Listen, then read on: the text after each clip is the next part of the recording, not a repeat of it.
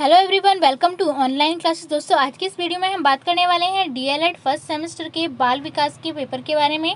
और ये होने वाले हैं हमारे वस्तुनिष्ठ प्रश्न, जो कि आपकी परीक्षा की दृष्टि से काफ़ी महत्वपूर्ण है। सारे ही क्वेश्चन इंपॉर्टेंट हैं और प्रीवियस ईयर से लिए गए हैं, तो वीडियो अंत तक जरूर देखिएगा। फर्स्ट क्वेश्चन पूछा गया है, अनुभव तथा प्रशिक्षण द्वारा व्यवहार में रूपांतरण ही अधिगम है। यह कथन किसने दिया था? तो अनुभव तथा प्रशिक्षण द्वारा व्यवहार में रूपांतरण ही अधिगम है, ये कहा था गेट्स एवं अन्य का। और ये 2014 और 17 में आपसे क्वेश्चन पूछा जा चुका है। नेक्स्ट क्वेश्चन पूछा गया है, प्रयास तथा त्रुटि सिद्धांत के प्रतिपादक हैं। तो प्रयास तथा त्रुटि सिद्धांत के प्रतिपादक हैं थॉर्नडाइक इसका बिल्कुल करेक्ट आंसर होगा। थर्ड क्वेश्चन में पूछा गया है, आईपी पॉवलोव ने प्रयोग किया था। तो आईपी पॉवलोव ने प्रयोग किया था कुत्ते पर। 14th क्वेश्चन पूछा गया है, अंतर्दृष्टि का सिद्धांत के जन्मदाता हैं। तो अंतर्दृष्टि का सिद्धांत के जन्मदाता हैं कोहलर। ये 2014 में क्वेश्चन पूछा जा चुका है। 5th क्वेश्चन में पूछा गया है, अनुकूलित अनुक्रिया सिद्धांत का नियम है। तो अनुकूलित अनुक्रिया सिद्धांत का नियम है समय का नियम और तीव्रता का नियम। दोनों ही बिल्कुल करेक्ट ऑप्शन है, तो साइज का बिल्कुल करेक्ट आंसर हो जाएगा। 6th क्वेश्चन में पूछा गया है, निम्नलिखित में से कौन सा तथ्य करके सीखने की विधि से संबंधित है? तो इन सब में सीखने की विधि से संबंधित है, छात्र शारीरिक एवं मानसिक रूप से सक्रिय रहता है, सभी छात्रों को क्रियाओं में भाग लेने का अवसर मिलता है, और छात्रों को अधिगम स्थायी होता है। तो ये तीनों ही ऑप्शन बिल्कुल करेक्ट हैं, तो दाइस का यानी कि उपरोक्त सभी बिल्कुल करेक्ट आंसर हो जाएगा। 7th क्वेश्चन में पूछा गया है, योजना विधि के जन्मदाता हैं। तो योजना विधि के जन्मदाता हैं किलपैट्रिक यानी कि ऑप्शन ए इसका बिल्कुल करेक्ट आंसर होगा। 8th क्वेश्चन में पूछा गया है, निम्नलिखित में से कौन से तथ्य समूह अधिगम से संबंधित हैं? तो छात्रों को पृष्ठपोषण प्राप्त होता है, तर्कों को सरलता से समझा जा सकता है, छात्र अधिक स्वतंत्र होते हैं। ये तीनों ही करेक्ट ऑप्शन हैं, तो उपरोक्त सभी इसका बिल्कुल करेक्ट आंसर हो जाएगा। 9th क्वेश्चन में पूछा गया है, थॉर्नडाइक ने सीखने से संबंधित मुख्यतः कितने सिद्धांतों का प्रतिपादन किया है? तो थॉर्नडाइक ने सीखने से संबंधित मुख्यतः 3 सिद्धांतों का प्रतिपादन किया है, तो साइज का बिल्कुल करेक्ट आंसर है, और ये 2013 में क्वेश्चन पूछा जा चुका है। 10th क्वेश्चन है, कोहलर ने अपने सीखने के सिद्धांत का प्रतिपादन किसके ऊपर प्रयोग करते हुए किया था? तो कोहलर ने अपने सीखने का सिद्धांत कुत्ते पर प्रयोग करके किया था। 2015 में ये क्वेश्चन पूछा जा चुका है। 11th question most important question है, जीन पियाजे द्वारा बालक के संज्ञानात्मक विकास का वर्णन कितनी अवस्थाओं में किया जाता है? तो जीन पियाजे द्वारा बालक के संज्ञानात्मक विकास का वर्णन किया जाता है 4 अवस्थाओं में। ये 15, 16 और 17 में क्वेश्चन आपका पूछा जा चुका है, इसलिए मोस्ट इम्पोर्टेंट क्वेश्चन है।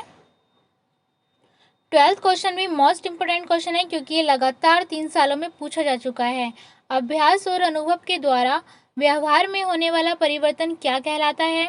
तो अभ्यास और अनुभव द्वारा व्यवहार में होने वाला परिवर्तन कहलाता है अधिगम, यानी कि द इसका बिल्कुल करेक्ट आंसर है। 13th क्वेश्चन में पूछा गया है, पहले से निर्मित व्यवहार में अनुभवों द्वारा हुए परिवर्तन को अधिगम कहते हैं। अधिगम की यह परिभाषा किसने दी है? तो पहले से निर्मित व्यवहार में अनुभवों द्वारा हुए परिवर्तनों को अधिगम कहते हैं, ये परिभाषा दी है कॉल्विन ने। आई इसका बिल्कुल करेक्ट आंसर होगा।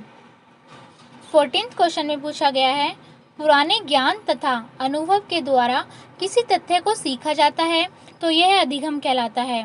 तो ये किस अधिगम के अंतर्गत आता है? ये आता है प्रत्यात्मक अधिगम के अंतर्गत, यानी कि आ ऑप्शन बिल्कुल करेक्ट आंसर है। 15th क्वेश्चन में पूछा गया है, देखना, सिर उठना, बैठना, चलना किस प्रकार के अधिगम के उदाहरण हैं? तो जैसे कि आप जानते हैं कि ये सभी गामक अधिगम के उदाहरण हैं, तो साइज का बिल्कुल करेक्ट आंसर हो जाएगा। 16th क्वेश्चन में पूछा गया है, सीखने की प्रमुख विशेषताएं मानी जाती हैं। तो सीखने की प्रमुख विशेषताओं में अभ्यास, लक्ष्य की प्राप्ति और विभेदीकरण, ये तीनों ही विशेषताएं मानी गई हैं, तो उपरोक्त सभी इसका बिल्कुल करेक्ट आंसर होगा। 17th क्वेश्चन में पूछा गया है, अधिगम क्षमता में वृद्धि से तात्पर्य ऐसी स्थितियों के निर्माण से है जिनमें निश्चित समय में बालक की क्रियाओं में अधिगम परिवर्तन उत्पन्न हो। यह मत प्रस्तुत किया था, तो ये मत दिया था M.L. विगी ने। 22 का बिल्कुल करेक्ट आंसर होगा।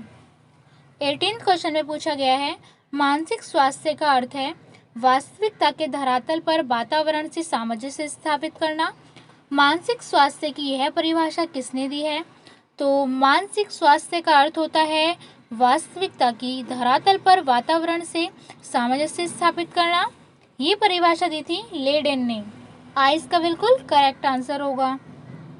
19th क्वेश्चन में पूछा गया है, किसके अनुसार परिपक्वता और सीखना पृथक प्रक्रियाएं नहीं हैं वरन एक दूसरे से निर्भर है? तो ये कहा था कॉल सनिक ने। कॉल सनिक ने ये कहा था कि जो परिपक्वता होती है वो सीखना और परिपक्वता पृथक प्रक्रियाएं नहीं हैं वरन एक दूसरे पर निर्भर होती हैं। 20th क्वेश्चन में पूछा गया था, बालक के अधिगम को किस प्रकार का वातावरण प्रभावित करता है? तो बालक के अधिगम को परिवार का वातावरण, समाज का वातावरण और कक्षा का वातावरण, ये तीनों ही बालक के अधिगम को प्रभावित करते हैं। तो उपरोक्त सभी इसका बिल्कुल करेक्ट आंसर होगा। 21 क्वेश्चन में पूछा गया था, थकान मनुष्य की वह अवस्था है जिसमें उसका शारीरिक समायोजन नहीं हो पाता। थकान की यह परिभाषा किसने दी है? तो थकान की यह परिभाषा दी है ड्रिल ने। 22 का बिल्कुल करेक्ट आंसर होगा। 22 क्वेश्चन में पूछा गया है, मानसिक थकान का प्रमुख लक्षण है। तो मानसिक थकान का प्रमुख लक्षण क्या क्या होते हैं? पहला, कार्य में अरुचि। सेकंड, मस्तिष्क में भारीपन। और यानी कि थर्ड, उत्साह में क्षीणता। ये तीनों ही क्या होते हैं? मानसिक थकान के प्रमुख लक्षण होते हैं। तो उपरोक्त सभी इसका बिल्कुल करेक्ट आंसर होगा। 23 क्वेश्चन में पूछा गया है, प्रोजेक्ट विधि के जन्मदाता किसे माना जाता है? तो प्रोजेक्ट विधि के जन्मदाता माना जाता है किलपैट्रिक को। किलपैट्रिक को प्रोजेक्ट विधि का जन्मदाता माना जाता है। 24th क्वेश्चन में पूछा गया है, किस प्रोजेक्ट का उद्देश्य छात्रों को बौद्धिक समस्याएं हल करने के लिए प्रेरित करना है? तो ये है समस्यात्मक प्रोजेक्ट। समस्यात्मक प्रोजेक्ट का उद्देश्य छात्रों को बौद्धिक समस्याएं हल करने के लिए प्रेरित करना होता है।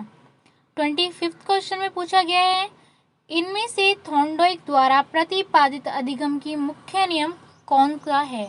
तो यहाँ पर थॉर्नडाइक द्वारा प्रतिपादित अधिगम का मुख्य नियम बताना है। तो थॉर्नडाइक ने दिया था तत्परता का नियम। इसका बिल्कुल करेक्ट आंसर होगा। 26 क्वेश्चन में पूछा गया है, किसने कहा है अधिगम व्यक्ति के वातावरण के प्रति सूझ तथा आविष्कार के संबंध को स्पष्ट करने वाली प्रक्रिया है? तो ये कहा था कॉल सनिक ने। कॉल सनिक इसका बिल्कुल करेक्ट आंसर होगा। 27th क्वेश्चन में पूछा गया है, सूझ की प्रमुख विशेषता है। तो सूझ की प्रमुख विशेषता है पुनरावृत्ति, स्थानांतरण, अनुभव। उपरोक्त सभी, यानी कि ये तीनों ऑप्शन ही इसके करेक्ट आंसर हैं। तो उपरोक्त सभी इसका बिल्कुल करेक्ट आंसर होगा। 18th क्वेश्चन में पूछा गया है 28वें क्वेश्चन में पूछा गया है, किसने सौंदर्य विकास के लिए सूझ को आवश्यक माना है? तो ये माना है किरो एवं किरो ने।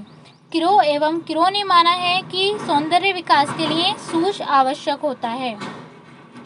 29th क्वेश्चन में पूछा गया है, जीन पियाजे ने किस अवस्था को आत्म केंद्रित की अवस्था कहा है?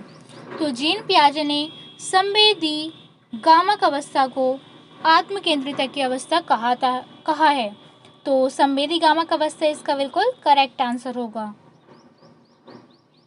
30 क्वेश्चन में पूछा गया है, विगोत्सकी किस देश का मनोवैज्ञानिक था? तो विगोत्सकी रूस का मनोवैज्ञानिक था। 22 का बिल्कुल करेक्ट आंसर होगा।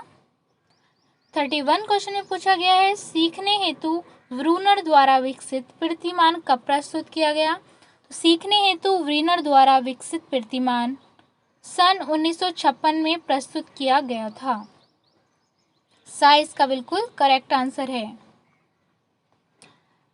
32वें क्वेश्चन में पूछा गया है, सीखने का कौन सा तरीका बौद्धिक विकास तथा ज्ञान अर्जन की समस्त क्रियाओं पर प्रयुक्त होता है? तो सीखने का ज्ञानात्मक अधिगम बौद्धिक विकास तथा ज्ञान अर्जन की समस्त क्रियाओं पर प्रयुक्त होता है। तो ज्ञानात्मक अधिगम इसका बिल्कुल करेक्ट आंसर होगा। 33 क्वेश्चन में पूछा गया है, संपूर्ण व्यक्ति की संपूर्ण एवं समन्वित क्रियाशीलता को यानी कि कार्यशीलता को मानसिक स्वास्थ्य कहा जाता है। मानसिक स्वास्थ्य की यह परिभाषा किसने दी है? तो मानसिक स्वास्थ्य की यह परिभाषा दी है हैडफील्ड ने। साइज का बिल्कुल करेक्ट आंसर होगा। 34वें क्वेश्चन में पूछा गया है, ये हमारा लास्ट क्वेश्चन है, मानसिक थकान का प्रमुख कारण है। तो मानसिक थकान का प्रमुख कारण होता है शारीरिक निर्बलता, अरुचिकर कार्य, शारीरिक दोष। ये तीनों ऑप्शन ही बिल्कुल करेक्ट हैं, तो उपरोक्त सभी इसका सही आंसर होगा, यानी कि द ऑप्शन इसका बिल्कुल करेक्ट आंसर है। तो सारे ही मैंने मोस्ट इंपोर्टेंट क्वेश्चंस आपको करा दिए हैं। आई होप कि वीडियो आपको पसंद आया है, और यदि वीडियो पसंद आया है तो प्लीज़ वीडियो को लाइक, शेयर और चैनल को सब्सक्राइब करना बिल्कुल मत भूलिएगा, ताकि ऐसे ही मोस्ट इंपोर्टेंट क्वेश्चन मैं आपके लिए आगे भी लाती रहूँ। आज के लिए बस इतना ही। Thank you so much.